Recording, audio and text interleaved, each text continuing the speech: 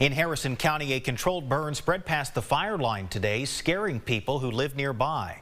This all happened along Stevens Road east of Hallsville.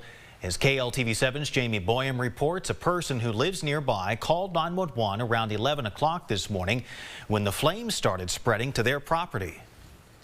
The smoke from a 186-acre controlled burn could be seen for miles. Harrison County Fire Marshal James McConnell says a lot of people were asking about it. I've received photographs, text messages, photos of people in Hallsville and outskirts of Longview that can see the smoke from their location. But yeah, it's 186 acres is going to produce a lot of smoke and a lot of heat.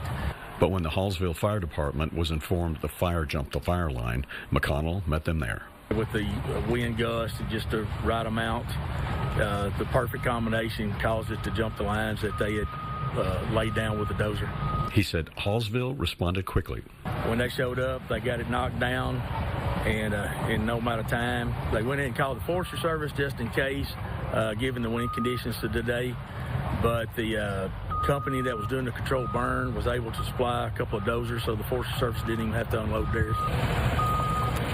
The residents said the smoke began blowing towards their mobile home, and they called 911 when they saw the fire break the line.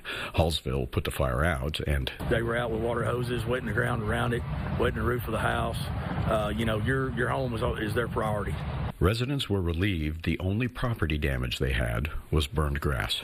Jamie Boyum, KLTV 7 News. Tonight, McConnell tells us he and the Hallsville Fire Department continue to monitor that burn.